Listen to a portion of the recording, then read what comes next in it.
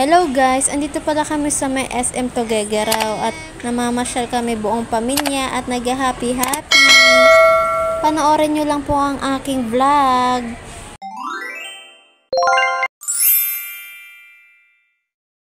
So ayun nga guys, pumasok na kami dito sa loob at ayan ang dumungaw sa amin. At ayan ang anak ko, gusto pang magpa-picture, pinapasilip ko sa inyo ang view dito sa may lugar na sa loob ng SM. Ayan, ang dami ng mga tao at ang dami na nagsha-shopping.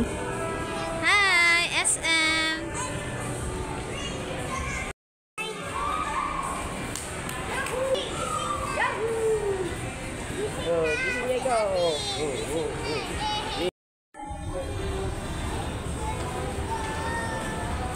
So ayun nga guys, nagpahilot na pala ang aking mister dito sa may Rest and Go. Nagpa-massage na din. Social tayo ah. Nya, ganun niya. Ala, bakit kumagalaw ko?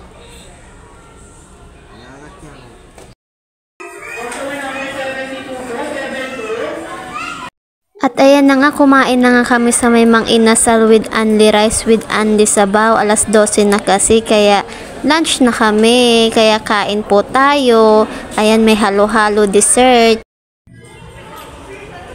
So, ayan nga guys, lumabas na kami dahil tapos na nga kaming kumain. Ayan. Third floor nga pala tong SM na ito.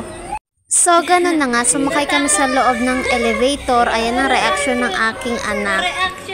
Sabi niya, labas na kami at lumilindol daw. So, ayun nga guys, nakalabas na kami sa elevator. Nasa first floor na kami. Ayan ang anak ko palakad-lakad at ayaw magpahawak kasi nga gusto niya siya lang ang maglalakad. So, ayun nga guys, bumili na rin pala kami ng Dunkin Donut para meron kaming baon sa biyahe at meron kaming kakainin sa pag-uwi. Kaya pauwi na rin po kami. Kaya thanks for watching sa aking video. SM Tuguegarao nga po pala ito.